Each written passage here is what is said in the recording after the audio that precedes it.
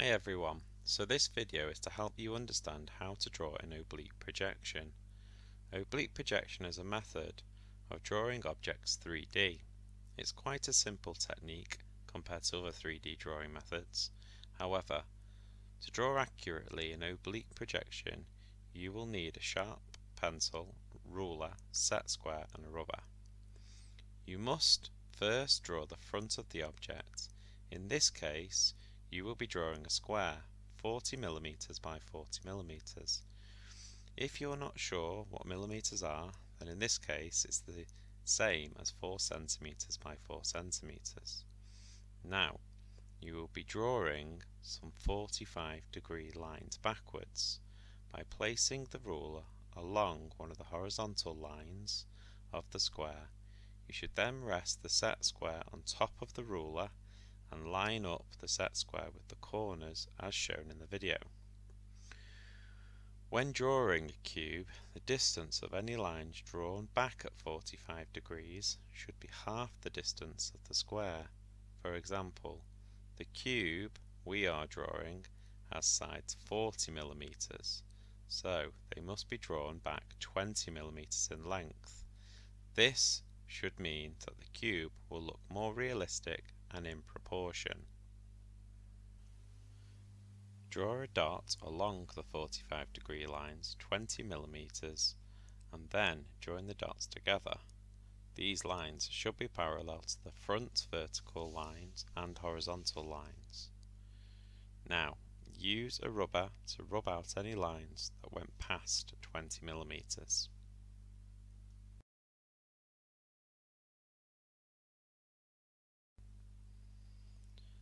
The next stage is to turn the cube into a frame. Draw a square in the front of the cube 5mm from the edge. To do this, measure 5mm, 0.5cm in from the edges of the square in 2 places. Then place your ruler along the dots and draw a faint line. You will repeat the same process for the other sides.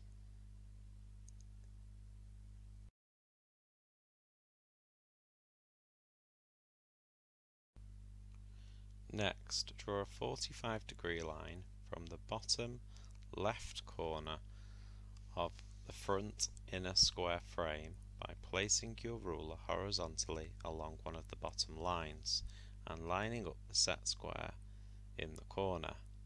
Measure along the 45-degree line that you have just drawn 20mm and draw a dot on the line. Place your ruler vertically along one of the vertical lines of the square and slowly bring it along to the dot without twisting the ruler. Then draw a line up until it hits the top of the frame. Repeat the process, but now by placing the ruler horizontally along one of the bottom lines.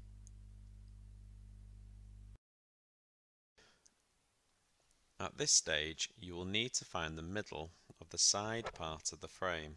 To do this, you will need to draw 2 faint diagonal lines from corner to corner. This should create an X. The point that the 2 diagonal lines cross should be the middle. You will now need to draw a stick running through the middle of the frame by lining up the ruler with the middle of the X. It's important that the ruler remains horizontal. To do this, place the ruler along one of the bottom horizontal lines and slowly bring it up without twisting the ruler until it gets to the middle of the X. Make sure that you don't draw the stick through the frame, so start the line on the other side. Stop the line in the middle of the left hand side. Next, give the stick a thickness by moving the ruler up slightly 1 or 2mm and repeating the same process. Now draw a small curve on the left hand side of the stick to join both parts together. This should make the stick look rounded and that it's going through the left hand side of the frame.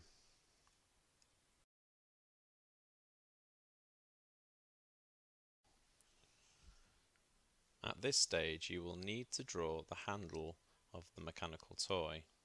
Draw an oval on the right hand side of the frame in the position shown in the video.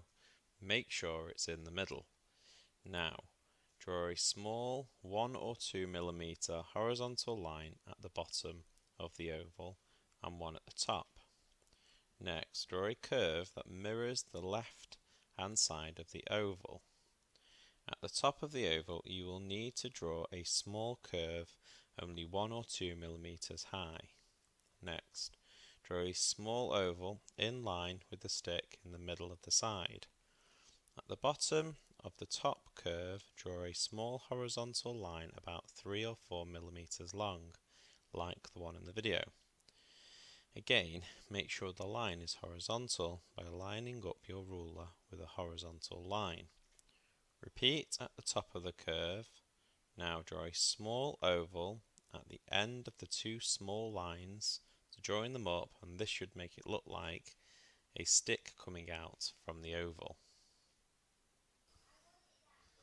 Now draw a curve in the middle of the stick like in the video.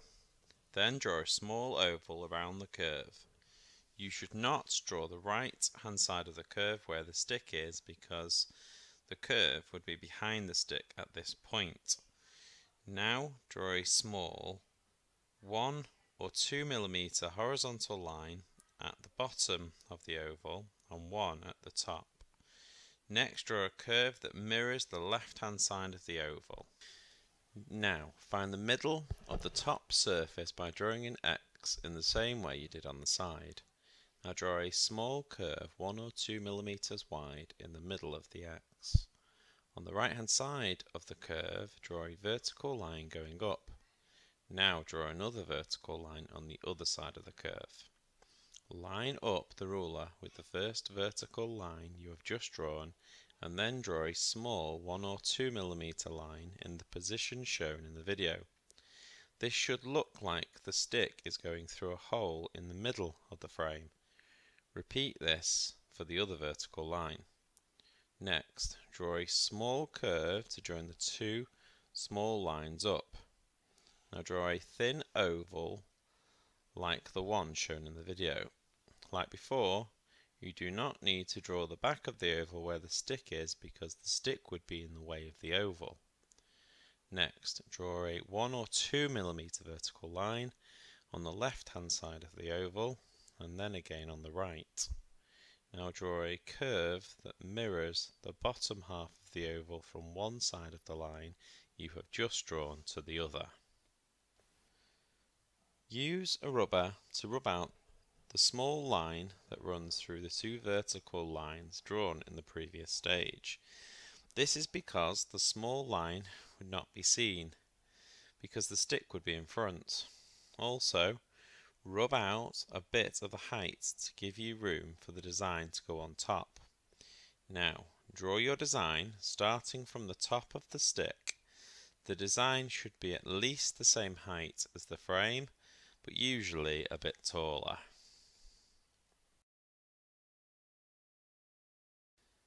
Next, place the ruler at the bottom of your design horizontally on the page.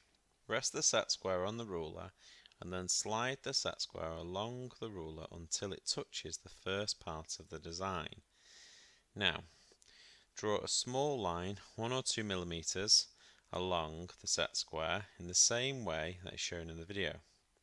Now move the ruler up with the set square still resting on it carefully, making sure the ruler remains horizontal.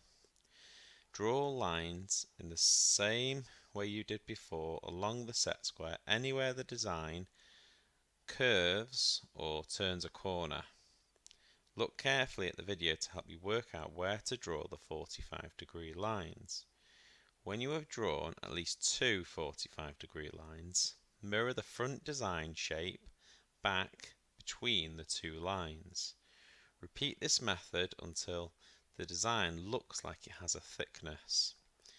If the front shape is in the way of the back mirrored shape, stop, because the front shape takes priority over the back lines. An example of this is when I have drawn the back line near the right hand arm. Do not draw over the front design when drawing the thickness.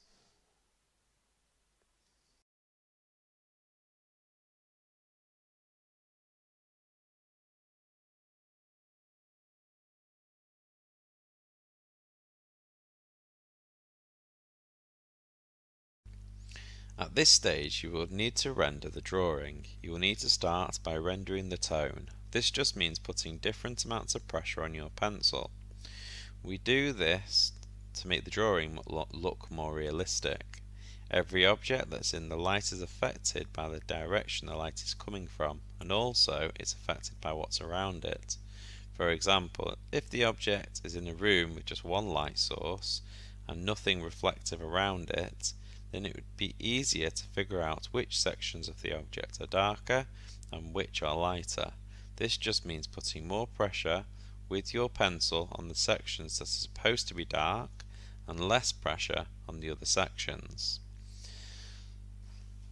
The first thing you need to do is rub out any sections that are not needed, i.e. the crosses that were drawn to find the middle of the side and top. The next task is to work out where you would like the light source to be coming from and then draw a light bulb or a sun or maybe a cross. As you can see, I've drawn a small spotlight. The next task is to figure out which side of the object is the darkest. The darkest side is usually the side which is opposite the light source. In my case, it's the side with the handle on. I always start shading the area by drawing a thin border. This works like a buffer to help stop me going over the line. I also draw a border around any detailed sections such as the handle for the same reason. The next stage is to draw a wider border. At this stage I usually position my pencil at 45 degrees. If you keep it at 45 degrees the whole time, it tends to look more effective. I would never try to shade a large section in one go. This is because the chances of going out of the area are high. During this first section of shading, I have to make sure the pressure I apply to the pencil remains the same at all times. After I have shaded in the darker section, the handle doesn't stand out as well. To help it stand out, I go over the line of the handle with a hard pressure and a sharp pencil. Now I need to add tone to the handle. I start by shading the curve of the handle. In this case, I start shading the curve from the bottom by applying a firm pressure. This is because the light source is above the handle, which means the bottom of the handle will be darker. Now, gradually I lessen the pressure as you move around the curve towards the top and closer to the light source. Now shade the front face of the handle in the same technique and pressure as the side. Now shade the stick part of the handle using the same technique as the curve, where the bottom of the stick is darker and the top is a lighter pressure. The inside left of the frame should also be shaded with a darker tone because it's away from the light source, and it should also be shaded using the same technique as discussed before.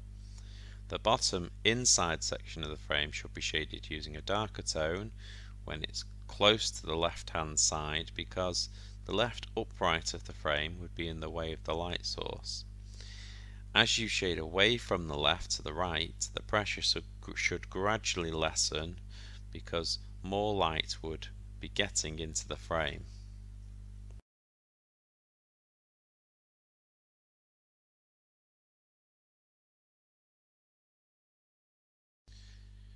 Now shade the front face with a medium pressure. Because it's only a narrow section, I would shade in the direction of the frame, being careful not to go over the lines. When shading, it often helps to move the page around to help you position the pencil and make it more comfortable for you. It is also a good idea to go around the lines of any section with your pencil. Apply a firm pressure to make the lines stand out.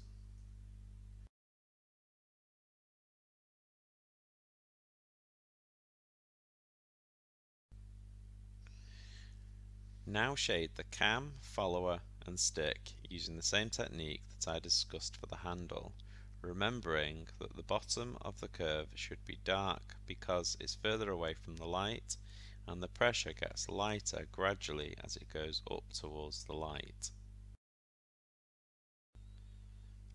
The next stage is to shade the top surface. This surface should be shaded with a light pressure because it's directly in line with the light source. I have positioned my pencil at 45 degrees to make it look better. Go around the edge of the surface to help fill in any sections you might have missed. Now go over the stick that is connected to the design at the top with a hard pressure on your pencil to help it stand out. Next, draw a shadow on the top surface running from the stick directly away from the light source. The shadow should be the same thickness as the stick and gradually go from dark to a lighter tone. This is because the shadow is always darker when closer to the object.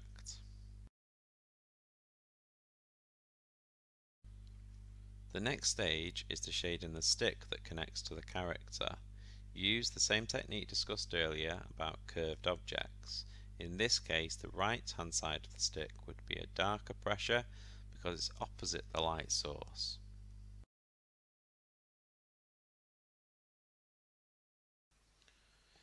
Now shade the right hand side of the design with a dark shade because it's the opposite side to the light source.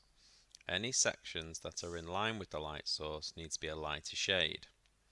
The front section of the design should be shaded with a medium pressure because it's not in line with the light source or on the opposite side. You will now need to add a shadow to the right hand side of the frame and the front. Again, the shadow should be a similar shape and size to the object and run away from the light source. The tone should be dark when next to the frame and get lighter as it moves away. You can use your finger to help smudge the pencil markings of the shadow.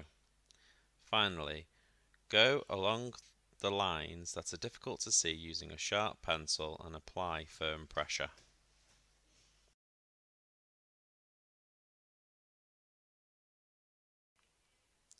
At this stage, you will need to render the mechanical toy to make it look like wood.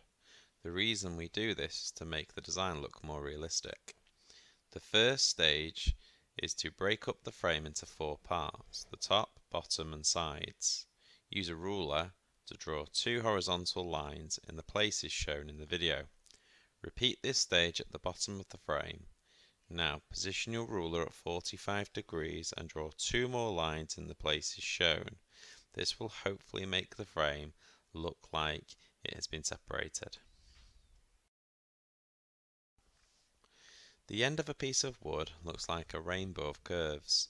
This represents the rings that are found if a tree has been cut down and then you look in the center of the tree. The tree would then be cut into strips or planks to be used to construct a wide range of different things. Each ring represents a year's growth. The darker parts of the ring represent winter and the lighter sections are the summer. If we use the whole tree in one go, it would be a full circle that you would draw on the end of the wood. However, very often it's only a quarter circle or a half circle that you use depending on the size of the piece of wood. To make it look like the end of a piece of wood, you would need to draw the rainbow curves in the place shown. This will be a large number of quarter circles. Repeat these curves at the bottom right hand side as shown. The next stage is to draw small circles. The circles represent knots that are found on wood. The knots are where the branches used to be. If you look closely, knots are made up of a large number of small rings. The rings also represent the seasons in the same way we spoke about the center of a tree. 2 or 3 knots on each face is more than enough. They can be positioned randomly on the wood.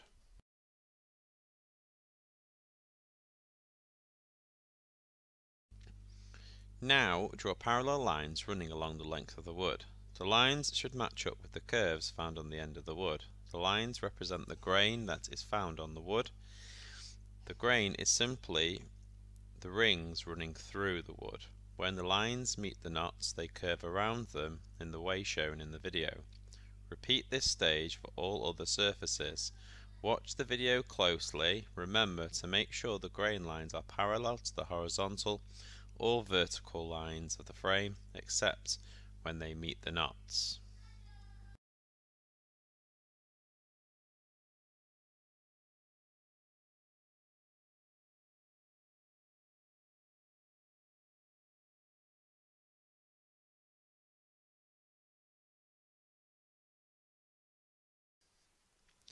At this stage, you would need to decide which cam is the most suitable for your design.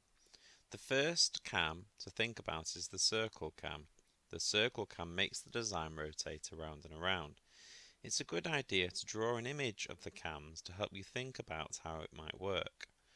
You should try to explain the advantages and disadvantages of each cam to help you decide which would be best for your design.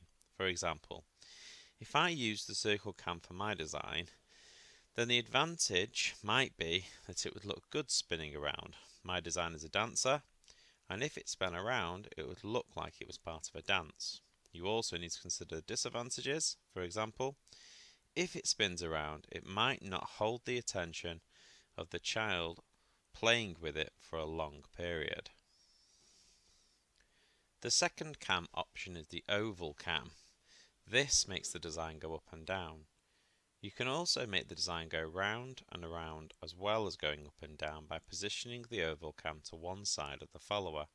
The follower is the circle resting above the cam. Again, you will need to consider the advantages of the oval cam in relation to your design.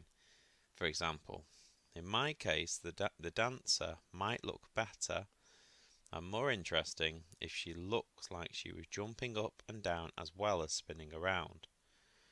Make sure you also give a disadvantage of the oval cam, such as, because the dancer's knee doesn't bend, it wouldn't look realistic if she jumped up and down. The next cam to consider is the snail cam. This cam makes the design slowly rise up and then drop down quickly. Again, if positioned to one side of the follower, it will also turn around. One of the advantages of this cam for my design is that it might look as if it has jumped up and then fallen down quickly. This would generate more interest and fun to the design. One of the disadvantages is that it is a strange motion for a dancer. Why would the dancer jump up slowly and then fall quickly? It might look a little strange. Finally, you need to decide which cam is best for your design. Make sure you explain why you have made the decision clearly. For example, I have chosen the circle cam because I think it would look more realistic for my dancer. The position she is in looks more like she would just be spinning around.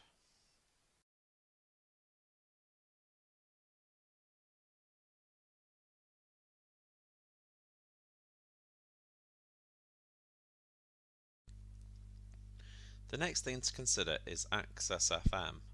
This is an acronym. This just means that all the letters mean something different. The first letter is an A. This stands for aesthetics. Aesthetics relates to the human senses, for example, sight, touch, hear, smell, taste. In the case of the mechanical toy, the aesthetics that should be considered are sight and maybe touch. You might want to consider the colours. You might paint it, if the shape of the design works well, or what details have been added to grab people's attention.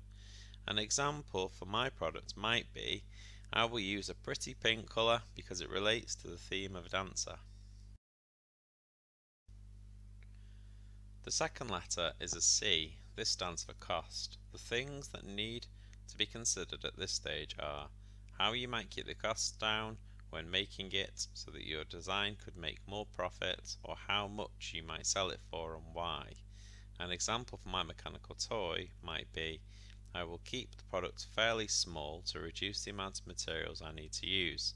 This will reduce the amount I need to spend on materials and increase my profit. The third letter is also a C. This letter stands for client. The things that you need to consider at this stage are things like the colours and design and how they're suitable for the client. The word client just means who you were designing the product for. An example of this would be, I've chosen to paint the mechanical toy white and pink because these are colours related to ballet and also suitable for my clients, which are young girls. The fourth letter is an E. This stands for environment. The things to consider at this stage are things like the 6 R's. This stands for recycle, reduce, rethink, repair, reuse, and refuse. Or, is the material biodegradable, i.e., will the material rot away easily after use? Or, are the materials used sustainable, which means, will they ever run out if we made large amounts? An example for my product would be, I will use recycled wood to make the frame because it means less trees will need to be cut down. This will reduce the product's carbon footprint. Carbon footprint just means the total greenhouse gas emissions caused by an individual or product. The fifth letter is an S. This stands for size. The things to consider at this stage are, how big will the product be? Why would you make it that size? Where will the product be placed? And why knowing the place affects the size? An example for my design would be, the mechanical toy will be 400mm high to give me room for the mechanism, 200mm wide and 200mm deep, so that it will easily fit on a child's bedside table or shelf. The sixth letter is also an S. This stands for safety. The things to consider at this stage are, is the product potentially dangerous? What have you done to reduce the dangers? An example for my design would be, I have rounded the corners of the frame to reduce the chance of a child getting cut. I will also smooth the wood to reduce the chance of splinters. The seventh letter is an F. This stands for function. This relates to how the product works. The things to think about at this stage are, will the handle turn easily and how you might achieve this? Or will the mechanical toy move in the way you want it to? An example for my design would be, the hole that I will drill will be slightly larger than the stick running through it to make sure it moves smoothly. The eighth letter is an M. This stands for materials. The things to consider at this stage would be, what materials are you planning to use? Why are you planning to use those materials? Are the materials easy to work with? Etc.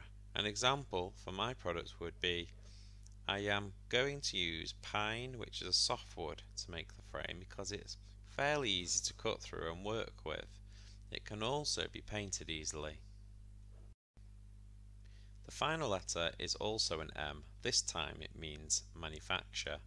The things to consider at this stage are, how are you going to make the product, what tools you might use and why, how you might finish the product, i.e. with gloss paint or spray paint. An example for my product will be, it will be made by cutting the wood using a handsaw and then joining the pieces together with glue and screws. This will be firmly connecting